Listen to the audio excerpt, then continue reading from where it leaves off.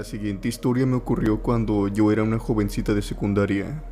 Si no mal recuerdo, yo apenas acababa de cumplir 15 años, y por motivos familiares, mis padres me tuvieron que cambiar al turno de la tarde.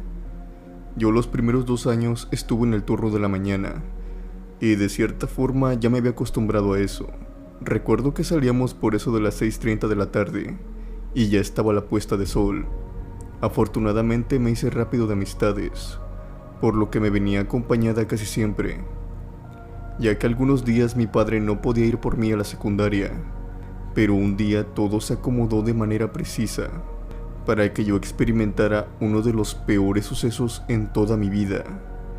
Ese día yo y mi grupo de trabajo acordamos realizar nuestro proyecto cuando saliéramos de la escuela, en la casa de una compañera. Tardamos más de lo previsto, pero lo terminamos.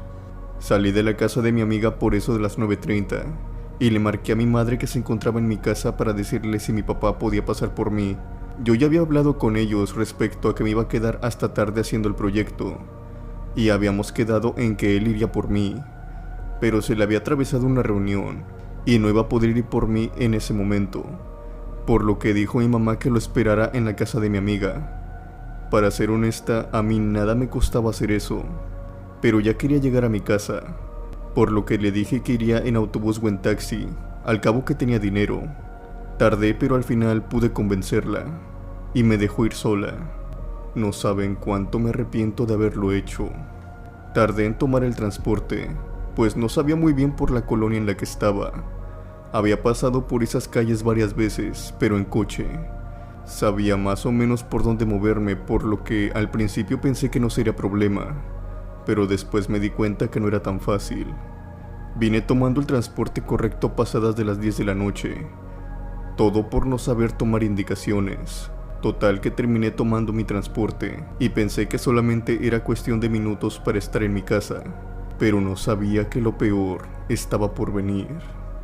Subí al autobús y este no tenía casi nada de gente. Para ser claro, solamente estaba un hombre.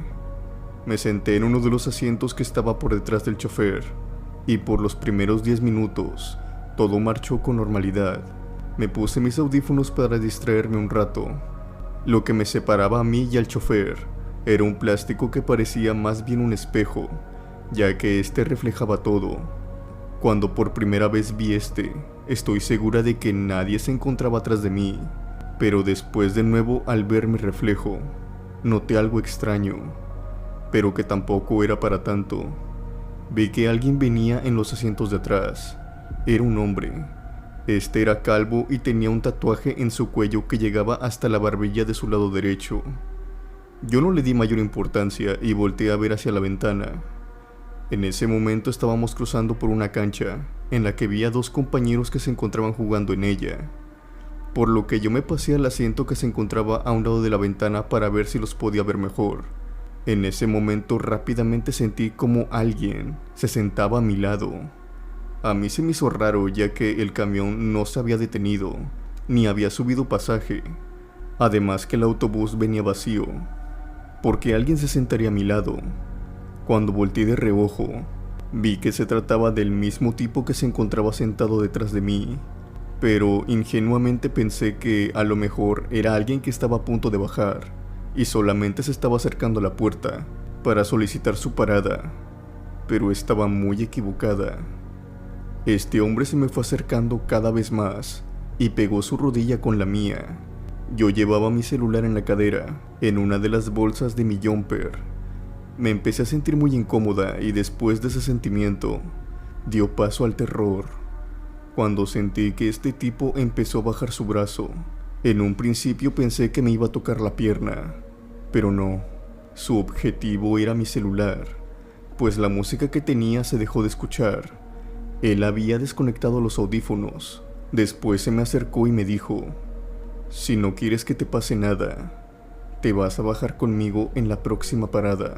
Después sentí como algo puntiagudo se me acercó a mi estómago. Lo más seguro es que haya sido una navaja o algo parecido.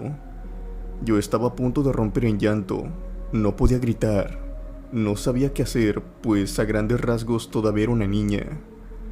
Pero de inmediato me amenazó con la mirada. Sabía que no quería que llorara o hiciera alboroto. La próxima parada era en la entrada de una colonia. Había 2 edificios grandes a ambos lados, pero estos se encontraban abandonados, incluso se encontraban muy deteriorados. Debido a esto, esa parada casi siempre se encontraba sola, y más por la noche. Era raro ver a alguien ahí. Es como si este tipo lo hubiera tenido todo planeado. Pese a que me encontraba completamente inmóvil, y no sé por qué, pero no podía hablar. Dentro de mi cabeza, me decía una y otra vez: no puedo bajarme del autobús. Si lo hago, es posible que ya no me vuelvan a ver. Puede que en ese tiempo fuera una niña, pero no era tonta. Mi cartera y mi celular ya los tenía. Si buscaba dinero, tranquilamente se hubiera bajado del autobús, pues todo lo que tenía de valor ya lo tenía él. Pero no lo hizo. Este tipo estaba buscando bajarme junto con él. Era claro que yo también le interesaba, y eso hizo que sintiera aún más terror. Por mi mente pasaban cientos de pensamientos. Estaría desaparecida por la mañana, mis padres desesperados. Este hombre tenía todo calculado. Lo más seguro es que me llevaría a un lugar que no escucharan mis gritos, o a lo mejor nos estarían esperando tan solo bajarnos del autobús más hombres. No pude aguantar y me empezaron a escurrir las lágrimas, pero no hacía ruido. Todo fue en absoluto silencio. Este hombre, al darse cuenta de esto, me empujó más aquella cosa en mi estómago, al borde que sentía que ya me lo estaba encajando. Incluso respiraba menos para que este no me hiciera más daño. En un momento planeé forcejear y hacer alboroto, pero el autobús, vuelvo a repetir, venía totalmente vacío, y el conductor ya era un hombre mayor, que yo le calculaba pasaban los 60 años. No era rival para este delincuente. Faltaban tan solo 2 cuadras para llegar a la parada, y fue en este momento que las cosas cambiaron muy súbitamente. No sé si fue suerte o tengo un ángel, o fue Dios quien me salvó, pero en ese momento el autobús presentó una avería. De lo que yo calculo fue como 1 minuto. El chofer inspeccionó la parte de atrás, pero sin abrir las puertas. Pero ese tiempo fue suficiente para que le tocaran la puerta. En un principio oí voces de hombres. Se me hicieron familiares. Le pidieron que si los podía subir de favor. El chofer en un principio se negó, pues no tenía permitido subir a pasajeros que no estuvieran en una parada determinada. Pero al final terminó accediendo, pues no había ninguna patrulla. Esa calle estaba totalmente sola. Los hombres subieron y enseguida los reconocí. Era un chico que había sido mi exnovio, y este iba en compañía de sus 2 hermanos mayores, con los cuales también conviví mucho en nuestra relación. Al verlo de inmediato lo llamé por su nombre. Este volteó y me observó muy extrañado, pues si bien no habíamos terminado mal nuestra relación, la verdad es que nos habíamos distanciado. Ya no nos hablábamos. Él me cuenta que en un principio le pareció extraño verme al lado de otro hombre, que se notaba que tenía más de 20 años, y que mi aspecto no era nada alentador, pues se notaba a leguas que había o estaba llorando. Él, sin saber qué hacer, solamente me dijo hola. Los 3 se sentaron a unos asientos atrás de nosotros.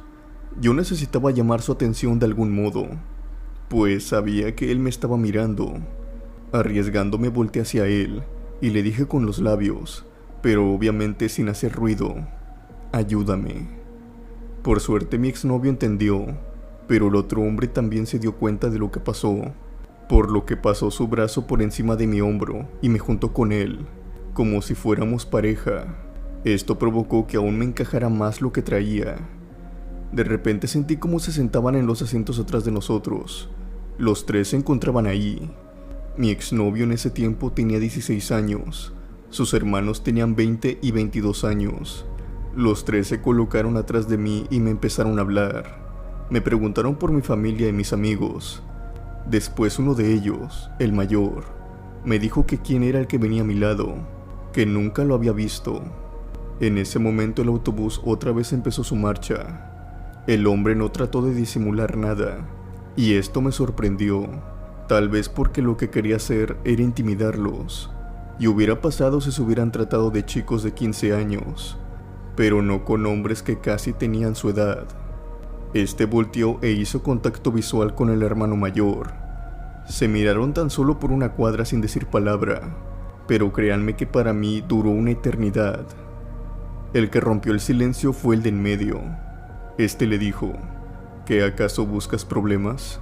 Después el mayor, manteniendo el contacto visual, le dijo: déjala en paz, ¿o quieres que te obliguemos a hacerlo? Este hombre se levantó del lugar y bajó precisamente en la entrada de la colonia de la cual les hablo. Yo no pude más y rompí en llanto. Los tres me acompañaron hasta mi casa. Mi madre me curó la herida que este hombre me había hecho en el estómago, pues sí me había encajado algo, no muy profundo por suerte. Admito que tardé en volver a tomar el transporte público, pero ahora lo hago con mucha cautela. Gracias por escuchar mi historia. Sé que no hay fantasmas ni demonios en ella, pero créanme que ha sido una experiencia por demás terrorífica para mí, y que no lo olvidaré en toda mi vida.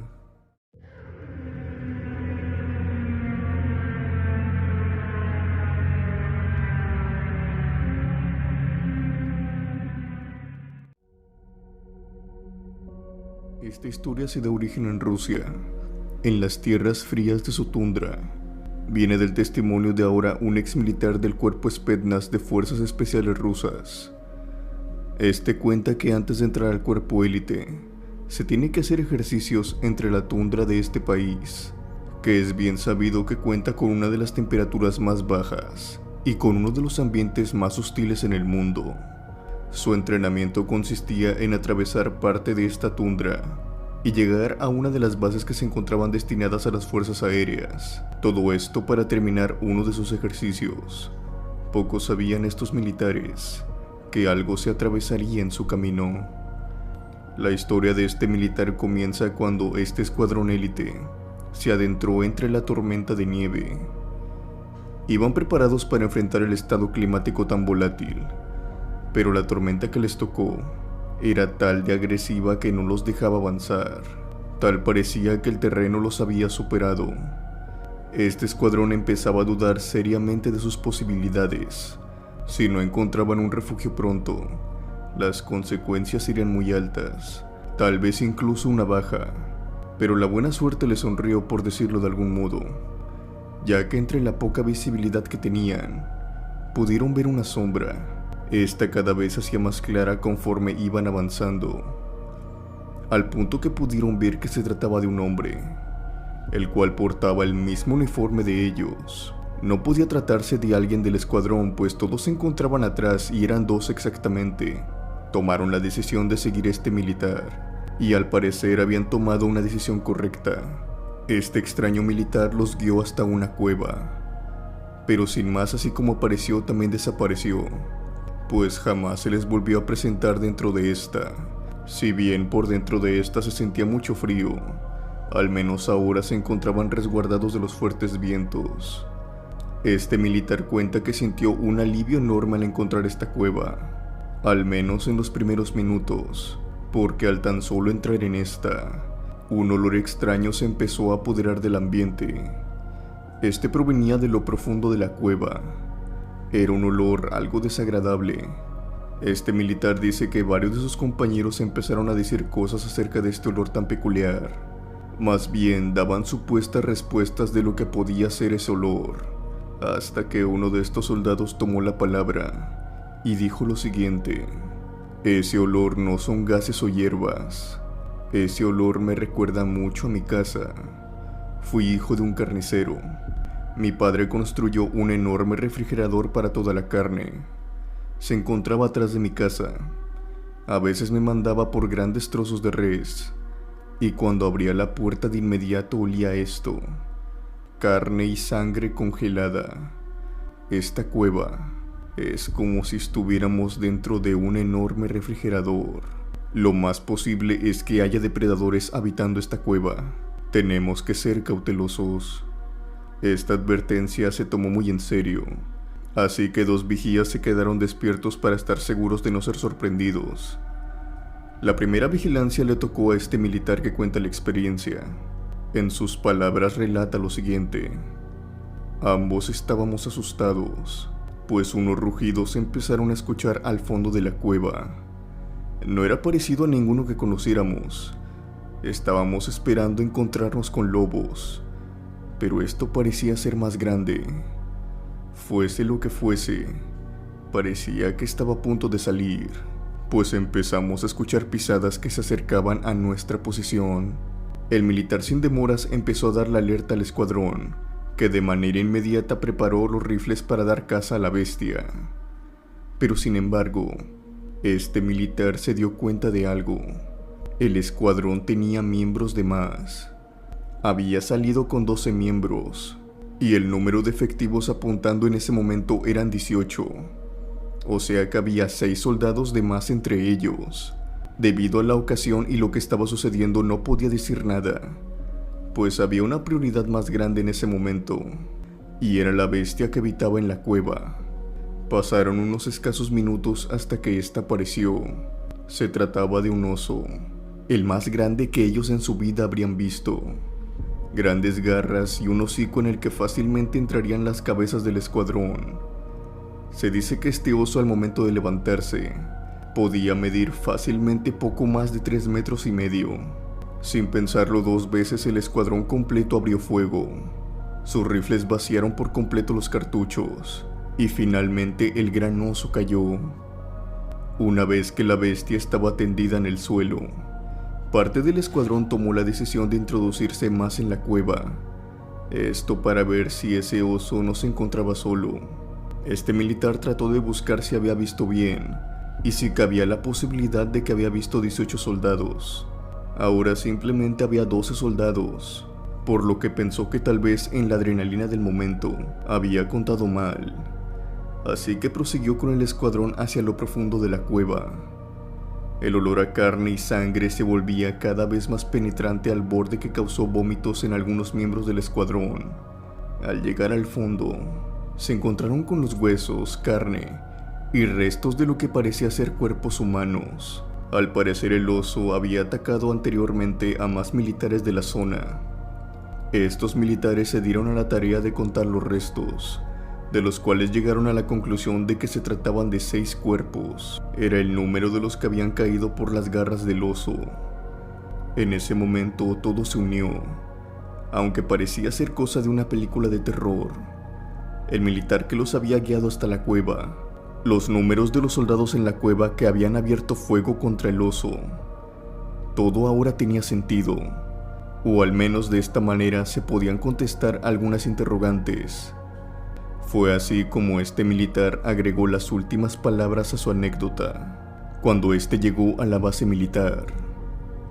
Los soldados que habían fallecido jamás se fueron de la tundra. Continuaban errantes caminando en esta, esperando el momento de vengarse y finalizar con la vida de quien fue su verdugo.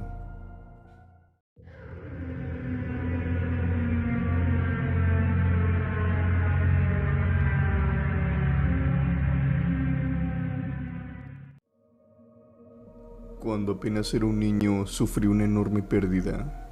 Tendría poco más de 10 años cuando se me dio la noticia de que mi abuelo materno, el último que me quedaba de los 4, falleció. Especialmente con él había desarrollado una amistad y cariño que hasta la fecha no se ha podido comparar. Es un cariño que solo un nieto y un abuelo entenderían. Yo estaba muy mal. Incluso mi madre cuenta que durante una noche no logré dormir. Lo único que hacía era llorar. Esto terminó al menos cuando se llevó a cabo su funeral y después lo llevaron a su pueblo natal, pues una de sus últimas peticiones era que quería ser sepultado en su tierra, y así lo hicieron. En un principio yo no iba a ir, pero fueron tantas mis súplicas y llanto que mis padres terminaron accediendo. En todo el viaje me mantuve normal, incluso me pude distraer un poco con las diferentes cosas que veía por el camino. Pero lo extraño sucedió cuando llegamos. Cuando se hizo la sepultura de mi abuelo, fue que no pude más. Empecé a llorar de manera desesperada, tanto que uno de los familiares, que era mi prima, en ese momento me tuvo que sacar para que me tranquilizara. Yo lo que quería en ese momento era dejar atrás todo, Hace apenas un año había ido junto con mi abuelo a su pueblo y me había mostrado un río de cuando él jugaba de joven, así que de la nada y por un impulso, decidí ir a ese lugar. Mi prima me llevaba de nuevo a la casa de mi tío, que en ese momento era donde mis padres estaban hospedando. Al llegar a la casa yo me fui al patio trasero y brinqué la barda mediante un árbol. Después, al salir a la calle, empecé a correr con todas mis fuerzas. Me dirigí hacia el río. Cuando llegué ya estaba atardeciendo. La verdad, a esa edad uno no piensa en la preocupación que pueden tener sus padres. Por mi cabeza no pasaba que se iban a mortificar o iban a estar buscándome. Solo quería estar en el río imaginando que mi abuelo estaba conmigo. No tardó mucho para que se hiciera de noche. Tan solo unos minutos y ya había oscurecido por completo. Yo seguía sentado a orillas del río viendo cómo el agua pasaba, cuando en eso una liebre se me acercó. Llegó a acercarse a tal grado que estaba al lado de mí. Los que conocen acerca de estos animales sabrán que ellos no actúan así. Casi inmediatamente cuando ven a una persona se alejan de ella, pero esta liebre, por alguna razón, no me tenía miedo.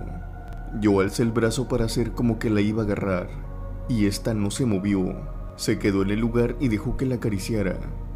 Cuando me levanté fue cuando ella al mismo tiempo también se movió. Se puso tan solo a unos cuantos centímetros delante de mí y siguió adelante. Yo la fui siguiendo porque pensé que eso quería. En ese momento solamente veía a la liebre. No prestaba atención a otra cosa, como al camino, el río, o tan siquiera hacia donde me dirigía. Iba como hipnotizado, si lo quieren ver de alguna manera. Esta liebre me llevó hacia una parte del río en donde se encontraba un claro. Y fue cuando llegamos a este claro que la liebre se apresuró y se escondió entre la maleza. Yo alcé mi mirada para ver dónde me encontraba, pero nada se me hacía familiar. Estaba desorientado y lo que lo hacía peor es que era de noche. Me empezó a entrar mucho miedo y no pude contener el llanto. Empecé a llorar, pero también al mismo tiempo empecé a ver en dónde me encontraba. No era un lugar cualquiera. Al centro de este lugar había como una especie de leña quemada. Era como si hicieran una fogata muy regularmente, y alrededor de esta fogata había piedras de un enorme tamaño. Todo esto tenía pinta como si fuera algún tipo de campamento o un lugar donde se reunían personas. Así que lo que pasó por mi mente fue que si me quedaba en ese sitio, lo más seguro es que llegaran personas que quizá me podían ayudar. Así que me senté en una de las rocas y seguí llorando. Pasaron, creo, algunos 10 minutos, y un hombre hizo presencia en el lugar. Este venía vestido de traje negro, pero alrededor de él algo le iluminaba. No sé cómo explicarlo, pero era como si brillara en la oscuridad. Él me tendió la mano y me dijo que nos teníamos que ir. Su rostro jamás lo logré ver. Era como si encima de este hubiera siempre una sombra que me impedía verlo. Este señor me tomó del brazo y caminamos sin decir una sola palabra. Fue en ese entonces cuando salimos del bosque y vi el camino que llevaba hacia el pueblo. Este hombre me dijo que tuviera cuidado y que jamás volviera a entrar al bosque solo. Su voz se me hizo muy familiar y fue en ese momento cuando yo, algo nervioso, le pregunté: «Disculpe, ¿usted es mi abuelo?». La voz de ese hombre era idéntica a la de mi abuelo que acababa de fallecer, y hasta ahora estoy seguro que era él. Este hombre se echó una carcajada que sonaba igual a la de mi abuelo, y después me dijo: «No te acerques al bosque solo, y cuídate de las malas personas, sobre todo de las brujas. Hoy casi te agarran. Te llevaron hasta donde se reúnen. Ten más cuidado, mi chaparro». En ese momento me fui sobre él y lo abracé. Sabía que era él porque siempre me decía chaparro. En ese momento recuerdo haber despertado de mi cama, pero yo sabía que no había sido un sueño, porque apenas estaba llevando a cabo la sepultura de mi abuelo. Era como si hubiera retrocedido en el tiempo. Todo esto ya lo había vivido. Recordaba cada cosa que había pasado. Era como tener un déjà vu de manera muy metódica. Recordaba cada canción que ponían, el recorrido, incluso el orden en que pasaban los familiares a despedirse de mi abuelo. Todo era como en mi sueño. pero había una diferencia. Yo no me sentía tan mal, es más, todo lo contrario, me sentía feliz. Aún podía sentir el calor de los brazos de mi abuelo abrazándome. Era como si se hubiera despedido de mí, y ahora estaba en paz con eso. Obviamente no me dirigí al río y no pasó lo demás, pero tenía mucha curiosidad. Recordaba exactamente de dónde había salido del río en mi sueño. Así que subí al tercer piso de la casa y miré hacia la saliente durante la noche. Recuerdo que por eso de las 11, 4 bolas de fuego se elevaron y volaban por sobre aquel camino. Yo y mi tía las vimos. Ella me contó que esas eran brujas, que por el río era donde se reunían. A ese sitio se le llamaba un aquelarre de brujas, y que cuando aparecían así volando, solo podían ser malas noticias. Y así pasó, pues en el pueblo desapareció un niño al día siguiente. Se dice que las desapariciones se deben a ellas. Yo solamente puedo estar agradecido a mi abuelo por despedirse de mí y haberme salvado de mi trágico destino, pues ese niño que desapareció, tal vez ese hubiera sido yo.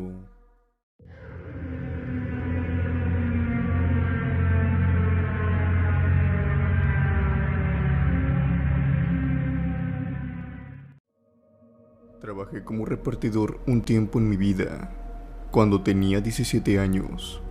En ese entonces yo vivía con mi abuela. Mis padres no estuvieron muy presentes durante mi adolescencia, por lo que viví con ella casi todo el tiempo mientras estudié. Mi abuela con su pensión no podía pagar algunas de las cosas que me pedían en el bachillerato, por lo que me tuve que ver en la obligación de obtener un trabajo. Lo pedí en una senaduría local. Los dueños fueron amables y entendieron mi situación, por lo que mi horario comenzaba por eso de las 8 de la noche.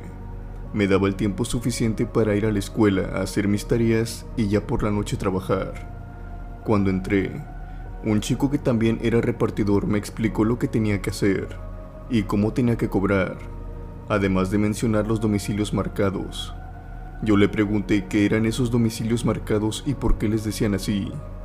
Él me explicó que eran domicilios de algunas personas con las que habían tenido problemas muy severos, y además otros tantos estar situados en colonias muy peligrosas, con altos índices de delincuencia. Mi compañero me dijo que no me preocupara por eso, ya que la chica que nos mandaba las direcciones era la hija de los dueños, y pues conocía muy bien esos domicilios, así que no nos mandaría a ellos ni por error. Yo le pregunté que si entonces ya no les mandaban el pedido, ¿por qué seguían ordenando esas personas? Mi compañero me explicó que eran personas resentidas, o que querían seguir haciendo sus maldades, que esos domicilios habían tenido problemas por no pagar la comida, a veces robaban al repartidor, y otras cosas peores como agredirlo físicamente, si éste ponía resistencia alguna. Por lo regular, estas personas eran adolescentes que escogían casas abandonadas para llevar a cabo esto y conseguir comida gratis. Una vez ya poniéndolos en contexto sobre esto, ahora sí, les contaré mi experiencia. Resulta que lo que me sucedió fue como 2 semanas después de que una chica nueva entrara a trabajar en la senaduría. Ella y yo nos llevábamos muy bien, incluso hasta la fecha. La hija de los dueños le estaba enseñando a tomar los pedidos, por lo que cuando ella se encontraba en el baño y la chica nueva estaba cubriéndola para tomar órdenes, entró una llamada para pedir una orden. Esta chica la tomó y se preparó. No era algo muy laborioso, por lo que en cuestión de un par de minutos estuvo lista la orden, y yo me encontraba desocupado en ese momento para llevarla. Si hubiera tenido más tiempo trabajando en ese lugar, me habría dado cuenta que la colonia a la que iba era una de las más problemáticas que había tenido el establecimiento, pero en ese entonces no lo sabía, ni la chica tampoco. Pareciese que todo se habría acomodado de manera que yo viviera esa experiencia que incluso hoy en día, casi una década después, me cuesta olvidar. Comencé mi trayecto. Yo no conocía muy bien esa colonia en ese entonces, por lo que me estaba ayudando con unas indicaciones que me habían dado unas personas a la entrada de esta.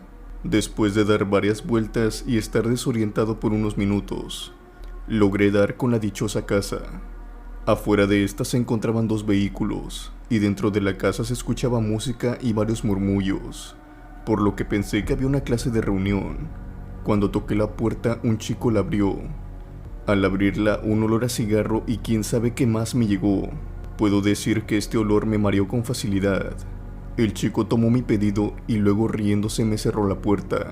Yo me quedé ahí parado creyendo ingenuamente que me iban a pagar. Pero pasaron algunos 10 minutos, y al ver que nadie salía, toqué de nuevo la puerta. Esta vez salió un tipo alto y con los ojos rojos. Claramente se estaba metiendo algo. Yo le dije que solamente quería el pago de la comida, pero este se rió igual que el joven. Me tomó por el hombro y me hizo entrar a la casa. Él era mucho más grande y fuerte que yo, por lo que no pude hacer nada. Me llevó a la sala donde había más o menos unos 5 hombres. Ninguno de ellos pasaban de los 22 años, estoy seguro. Pero lo que me hizo temblar del terror fue lo que vi en una mesa que tenían en el centro. Había armas de diferentes calibres y obviamente sustancias que estaban consumiendo. Uno de ellos me preguntó en tono burlón que cuánto era. Yo estaba realmente aterrado, por lo que simplemente solo quería salir de esa situación. Le respondí que nada, que de hecho ya me iba a ir. Él se burló diciéndome que si acaso le iba a regalar la comida. Yo le dije que sí, que se la regalaba, pero que por favor me dejara ir. Él me sonrió y me dijo que me iba a pagar. Metió su mano en el bolsillo y sacó una bolsa oscura. La abrió y de esta sacó 4 pastillas. Hasta la fecha no sé qué habrán sido. Las puso sobre la mesa y dijo que eran mías. Yo no quería molestarlo, así que las tomé y le dije gracias. Yo hice por salirme, pero me detuvieron. Y después este chico me dijo que me las tenía que tomar ahí con ellos. Yo obviamente me negué, pero eso sí, muy educadamente. Pero este chico tomó una de las armas que estaban sobre la mesa y comenzó a jugar con ella. A veces me apuntaba y a veces la bajaba. Sus ojos también estaban rojos, por lo que se podía ver con facilidad que él también estaba consumiendo algo. Yo al ver que mi vida estaba en riesgo me tomé las pastillas sin dudar. 2 de los chicos que estaban ahí pusieron cara de asombro y otros más empezaron a reír. Recuerdo que al hacer esto, el otro chico dijo que me fuera, que no quería ver cuando cayera. Al salir de la casa a toda prisa y dirigirme a mi motocicleta solo podía pensar en qué era lo que había consumido. Claramente era algún tipo de estupefaciente, por lo que iba nervioso. No sabía cómo este me iba a afectar, ni siquiera sabía los efectos secundarios de esas cosas. Y además por cómo me observaron mientras las consumía. Claramente era una sobredosis, y pensé bien porque eso precisamente era lo que me estaba pasando. Por el camino no sabía si dirigirme a un hospital o a mi trabajo, pero en ese mismo momento, estas cosas empezaron a hacer efecto. No sentía nada en mi cuerpo, era como si estuviera flotando. Las luces de los autos y de los faros se fueron tornando en formas extrañas. Mi oído se empezó a quedar sin sonido, y ya ni siquiera escuchaba bien. Pero eso sí, mi último recuerdo, y lo recuerdo muy bien, fue el instante en que choqué con un auto, y cómo yo caí al suelo. Pero vuelvo y repito, sin sentir nada. Era como si mi cuerpo tuviera anestesia. Después del accidente perdí la conciencia. Desperté en un hospital al día siguiente. Sin saberlo había conducido en dirección a mi empleo y había quedado tirado a un par de calles de este. Mis patrones se hicieron cargo de los gastos, y una vez que me estabilicé, porque sí, prácticamente estaba perdiendo la vida en el camino, pude contarles todo lo que había pasado. Dieron informe a la policía, pero, como de costumbre, la casa se encontraba deshabitada. Simplemente fue usada por esos delincuentes una noche. La chica que me había mandado a ese lugar me pidió disculpas entre lágrimas, pues casi perdía la vida. Además que esa colonia estaba marcada como nunca ir a repartir, y a ella se la había pasado. Después de unos días de reposo volví al trabajo, aunque claro, a mi abuela no le gustaba esto, e incluso me dijo que renunciara, pero yo no quise. Jamás me volvió a pasar una cosa similar mientras trabajé en la senaduría, y espero que lo que yo pasé con esos maleantes no se repita con nadie más. Esa fue mi historia. Gracias por leerme.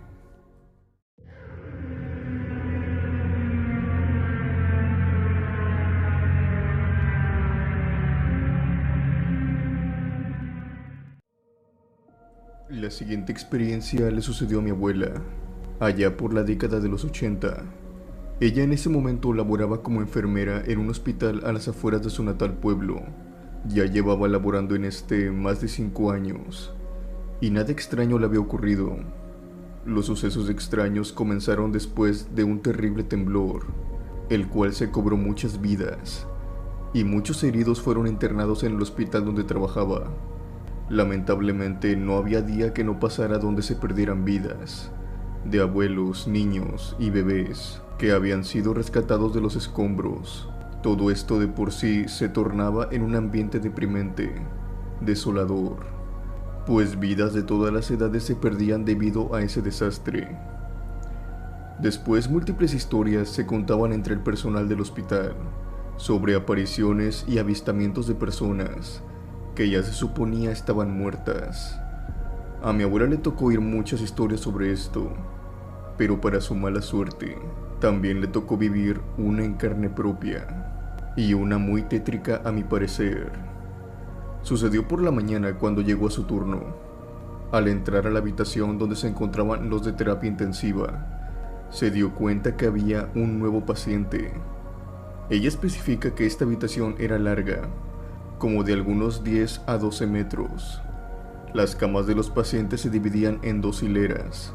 Las camas mantenían su cabecera de espaldas hacia la pared, y las enfermeras, personal y familiares podían pasar por el pasillo que se formaba en medio de esta habitación, y lo único que separaba a los pacientes unos de otros era solamente una cortina médica. En ese momento cuenta mi abuela que en esa habitación solamente había 6 pacientes. Para una habitación con 10 camas, sobraban 4 espacios.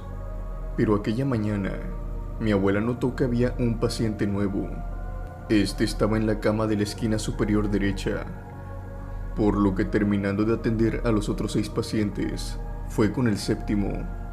Al llegar notó que este estaba dormido, algo que le pareció raro, teniendo en cuenta que eran las 3 de la tarde. Al ver a la mesa del paciente notó que esta estaba vacía. Al parecer no le había ni siquiera ido a dar un desayuno o alguna fruta, así que ella fue por alimentos y se los puso para cuando este paciente despertara. Al llegar de nuevo con él, notó que el paciente movía los labios. Estaba balbuceando, tal vez debido a un sueño, pero mi abuela se quedó un rato prestándole atención y notó que este repetía una palabra. No estaba balbuceando, sino que lo decía en un tono de susurro. Mi abuela acercó su oído para ver qué era lo que decía. El paciente repetía una y otra vez el número 19. Una y otra vez lo decía. Mi abuela no sabía qué pensar, pero se lo atribuyó a que tal vez estaba anestesiado, así que por eso prefirió dejar al paciente y continuar con su día. Este transcurrió sin mayor relevancia, hasta que a la mañana siguiente, cuando ella iba llegando, se le dio el aviso de que uno de los pacientes que atendía había fallecido.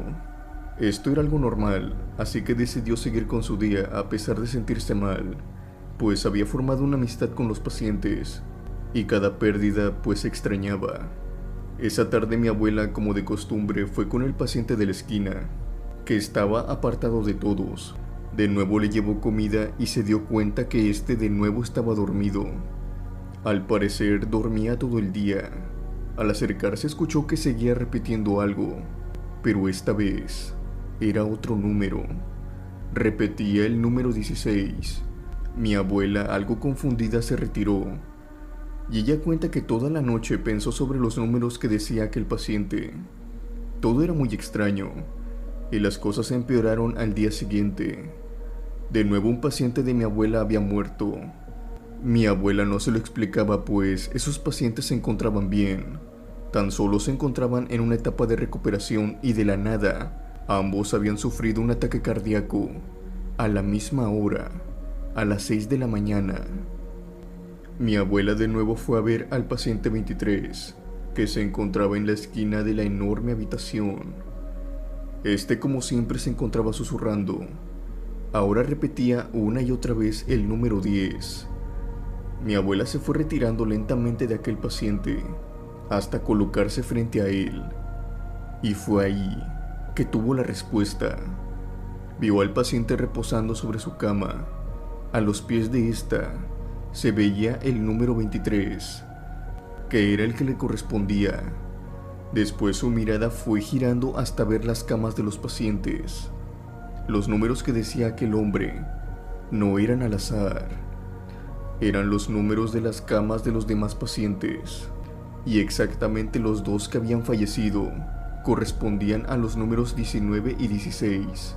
Y al parecer el siguiente en irse, según este hombre, era el paciente número 10. En un principio mi abuela quiso cerciorarse de que sus especulaciones eran correctas, a pesar de que todo lo que había pasado fuera demasiada coincidencia.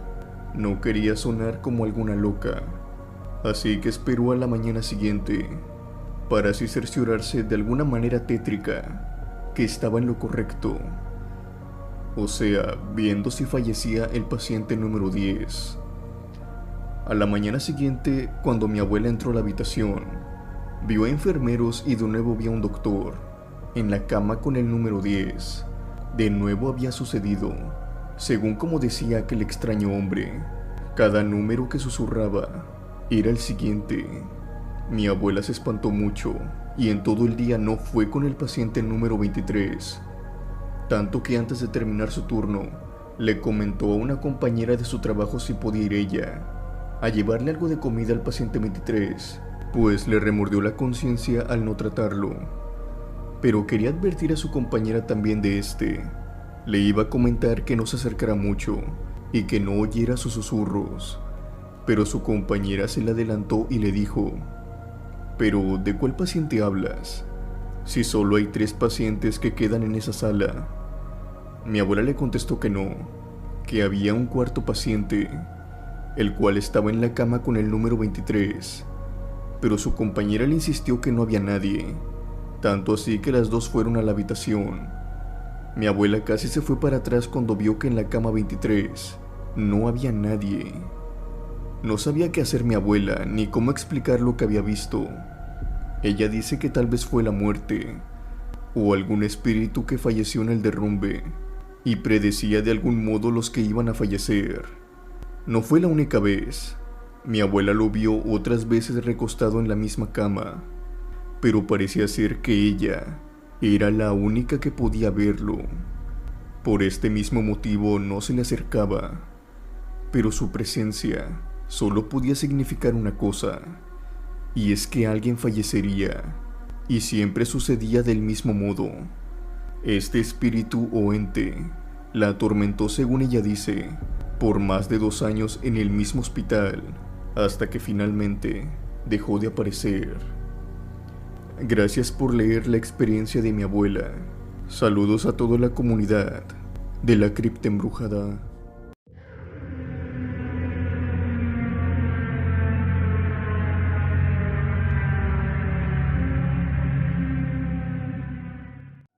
Mi historia es la siguiente. Trabajo como velador de una casa. Es una casa enorme. El servicio apenas lo había conseguido la empresa para la que trabajo, y en sí era muy sencillo lo que tenía que hacer. Simplemente checar los candados de las puertas y asegurarme de que nadie entrara sin autorización. Después de eso, todo lo demás era simplemente estar en la casa, o sea que no había nada que hacer. La primera noche me la pasé con total tranquilidad. De hecho, me aburrí tanto, al grado de que me dormí. Pero la segunda noche fue todo lo contrario. La casa tiene un pasillo largo del lado izquierdo. Este pasillo conecta la parte de la cochera y entrada con el patio trasero. Yo me encontraba en la cochera y todo estaba en total silencio, porque si no mal recuerdo, eran a horas de la madrugada. Por lo mismo y al grado de tener tanto silencio, Pude captar mejor el sonido. Escuché el arrastrar de unas cadenas, junto con unas pisadas. Yo me levanté de inmediato y fui a ver, porque pensé que alguien había entrado, pues cuando sonaron las cadenas pensé que eran las de la puerta trasera, que a lo mejor las habían logrado abrir, y cuando escuché pisadas, dije lo más seguro es que ya se colaron. Pero al ir al patio trasero y checar la puerta trasera, no vi nada. Las cadenas estaban en su lugar, junto con su candado. Nada se encontraba abierto, por lo que regresé a mi puesto al frente de la casa. Al llegar de nuevo a mi área, me di cuenta que si bien no había entrado nadie a la casa, sí había ocurrido algo extraño porque, aparte de haber cadenas, también había sensores. 2 de ellos se habían activado al mismo tiempo, pero pensé que los había activado yo cuando fui a checar los candados. Pero eso no podía ser, ya que sabía que no podía activar el sensor al mismo tiempo. En ese momento me mantuve en la puerta y miré a mi alrededor. Solamente había estatuas a mis espaldas, y por el pasillo, todas estas eran estatuas de ángeles, o como se dicen también querubines. Pero había una que desentonaba con el resto, y era precisamente una estatua que se encontraba de frente a la puerta. Esta era la estatua oscura de un niño con cuernos. Al quedármele viendo fijamente, me despertó mucho miedo, y tengo que decir que yo no soy una persona asustadiza, pero me incomodaba. La noche pasó, pero al día siguiente en mi turno nocturno, de nuevo ocurrió. Escuchaba como si alguien jugara con las cadenas y pasos, pero a todo esto también se le sumó una risa lo más parecida a la de un niño pequeño, como de algunos 7 años. Esto me hizo sentir un escalofrío, pues sabía que ningún niño se encontraba cerca, pero aún así decidí ir al lugar para ver qué era lo que me encontraba, pero de nuevo nada. Todo estaba en orden. Lo que les cuento se repitió por lo que yo diría otras 3 veces durante la noche, por lo que decidí ya no ir. Pero entonces, al no ir, las cadenas sonaban más fuerte, a tal grado como si en realidad quisieran que les prestara atención. Para este punto, estaba muy seguro que no se trataba de mi imaginación. Pero esto no acabó aquí. Al día siguiente, cuando iba llegando a mi turno, en ese entonces yo entraba a las 7 de la tarde, me encontré con el coordinador. Él estaba platicando con mi compañero, el que estaba a punto de irse. Cuando llegué lo saludé a ambos y le pregunté al coordinador qué era lo que hacía en el lugar, ya que normalmente este viene cuando es fin de semana, y ese día, si no mal recuerdo, era jueves. Este me contestó que estaba en el lugar, ya que un camión se llevaría las estatuas hacia la vivienda en la que se había cambiado el hombre que rentaba esa casa. Yo me alivié sinceramente de escuchar esa noticia y le dije, qué bueno que se van. La verdad, no es por ser miedoso, pero esas estatuas me daban mala espina por la noche. El coordinador se echó una risa y me dijo, ¿cómo que mala espina? Si son puros ángeles, ¿o les tienes miedo? Yo en eso le contesté que no era cierto, que había una estatua de un niño con cuernos, y además esta era de un color diferente. Mi coordinador puso cara de extrañeza y me dijo que no había ninguna estatua de un diablo, como yo le decía. Yo le repliqué que sí, que me acompañara si no me creía, antes de que llegara el camión y se llevara las estatuas. Pero casi me da un ataque al llegar al lugar y no ver la estatua. La buscaba por todos lados, pero no estaba. Era una estatua de algunos kilos, casi de mi tamaño. No era posible que se haya movido sin dejar ninguna marca en el suelo.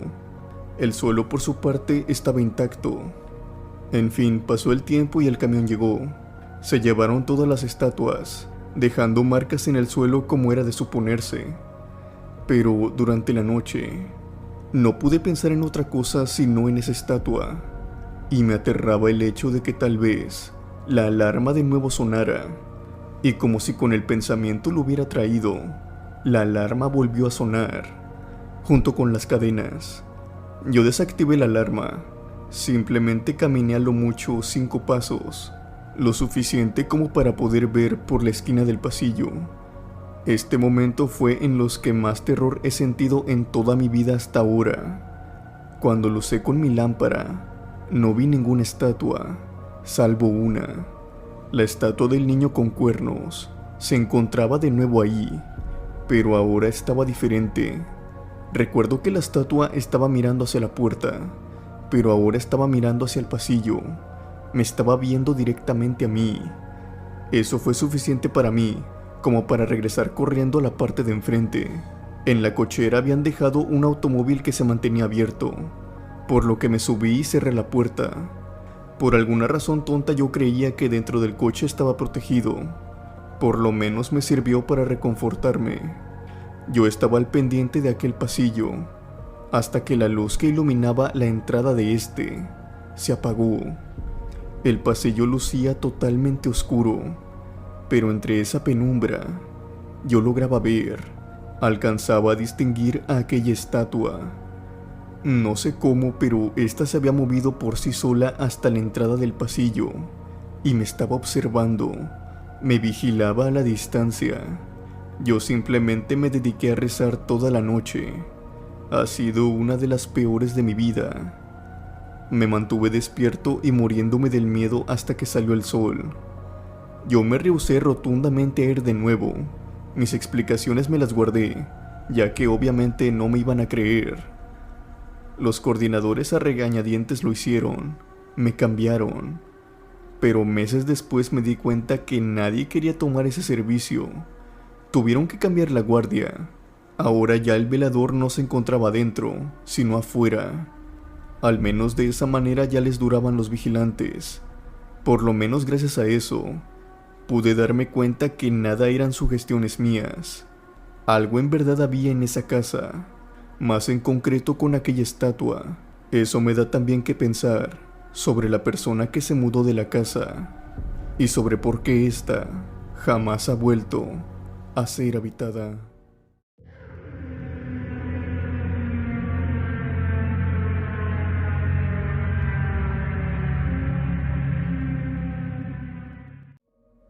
Esta historia proviene de un camionero, que a diferencia de muchos otros, transportaba ganado. Era un camión Thornton como popularmente se les conoce. Transportaba vacas adultas, por lo que la velocidad a la que viajaba era muy baja. El trayecto era largo, aún quedaba mucho camino, por lo que este camionero decidió detenerse en una gasolinera para comprar unos cigarrillos y poder pasar la noche. Antes de subir a su camión, como era su costumbre, se cercioraba de que todo fuera bien asegurado, que la puerta se encontrara en óptimas condiciones, pues estaba transportando ganado y podía causar algún accidente. Mientras pasaba la linterna por todos los animales, notó algo que no era normal, o más bien que no había notado en un principio. Entre los animales, que se suponía todos estos tenían que ser vacas, había uno que no lo era. Se trataba de un cabrío. Era de color negro completamente, con unos cuernos muy pronunciados y enormes. Además que los ojos de este animal resaltaban entre la oscuridad. Eran de un color amarillo muy brillante. Este camionero pensó que se trataba de una simple confusión al momento de subir a los animales.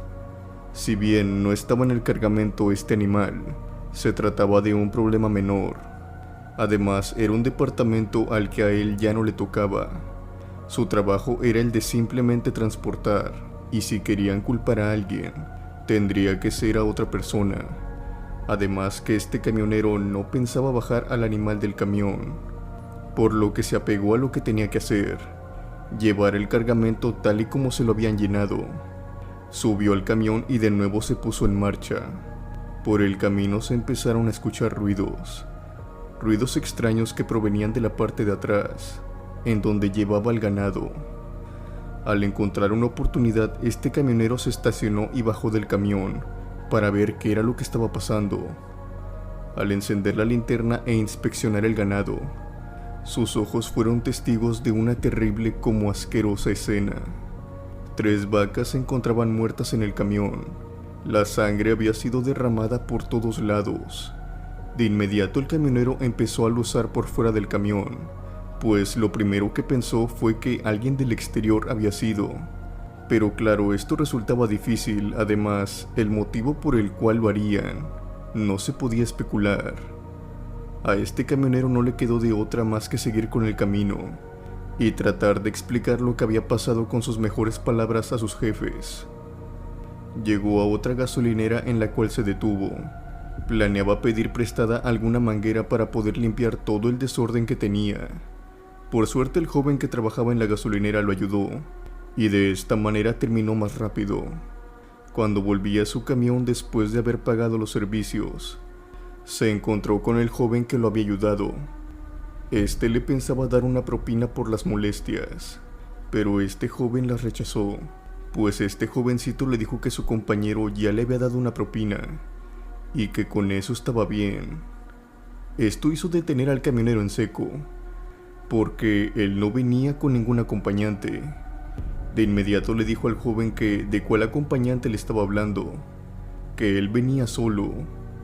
El joven le dijo que se lo había dado un hombre que vestía de negro, llevaba un sombrero y estaba fumando. Este incluso se encontraba dentro del camión. Este se encontraba sentado en el asiento del copiloto cuando le dio la propina. El camionero apresuró el paso, pero aún así, no consiguió ver a nadie adentro del camión. Pero algo curioso que notó al subirse y arrancar el camión fue que había un olor a cigarrillo impregnado en el ambiente. Decidió no prestar atención a esto y continuar. Quiso despejar su mente, por lo que prendió la radio para distraerse. Y si bien lo logró por unos minutos, esto no le duró mucho, porque el olor a cigarrillo se disipó y otro olor se fue apoderando de todo el interior de la cabina. Este olor en un principio era lo más parecido como a óxido, pero al captar más bien el camionero se dio cuenta que era un olor lo más parecido a un olor a sangre. De inmediato notó que provenía del lado del copiloto. Al encender la luz y poner su mirada en la parte de abajo del asiento, se dio cuenta de que era lo que provocaba el olor. Eran huellas de sangre. Si bien esto ya aterraba, era la forma de estas huellas lo que más provocaba pavor en el camionero. No eran huellas de personas, eran de un animal. Eran pezuñas, como las que dejaría una cabra. Esto hizo que el camionero detuviera el camión. Era como si la cabra se hubiera sentado en el asiento. Al bajar del camión y con su linterna iluminar de nuevo el ganado, se dio con la sorpresa que otras 2 vacas se encontraban en el suelo, con las mismas características en las que había encontrado a las primeras. El camionero decidió iluminar el ganado, y de entre 2 ojos amarillos resaltaron. Poco a poco fue saliendo el cabrío negro que había visto cuando inició su viaje. Este animal estaba manchado por completo. Era más que claro que él le había hecho el daño a las vacas, y las pezuñas que tenía eran idénticas a las que aquel hombre había visto en el asiento del copiloto. El camionero de nuevo subió a su camión corriendo, lo arrancó y empezó la marcha. Había asegurado todas las puertas. No quería saber qué era lo que traía atrás en el ganado, pero en definitiva no iba a parar hasta llegar a su destino y entregar la carga. Al menos de esa manera estaría con más gente cuando viera de nuevo a esa cabra. La historia termina con una conclusión que hace tener más preguntas que respuestas, pues hombre llega a su destino y se da con la sorpresa de que aquel cabrío no estaba en el ganado. Tuvo que dar una explicación por las vacas que faltaban. La tuvo que inventar porque, a decir verdad, era muy difícil que le creyeran que un cabrío se había cobrado las vidas de varias vacas, y aún más si ese cabrío no se encontraba en el ganado. No le fue nada bien a este tipo, pero al menos ese cabrío había quedado en el pasado, y de cierta manera así fue. Pero lo peor de la historia pasó después, Cuando este camionero se disponía a ordenar sus cosas en su camarote, su sorpresa fue muy grande cuando descubrió huellas por debajo de la cama del camarote, exactamente a un lado de donde él se encontraba manejando. El cabrío, o lo que sea que fuese esa cosa, no se había mantenido con el ganado, sino que este viajó a su lado todo el camino. A tan solo unos centímetros de él, este había venido sentado todo el trayecto arriba de su cama, y por si no fuera poco este detalle, fue la forma de las huellas que él encontró, y al verlas, reconoció muy bien de quién se trataba. Era la huella de un cabrío, y exactamente al lado de esta, se encontraba la huella de lo que parecía ser un gallo. Este camionero supo que esa noche había viajado con el diablo.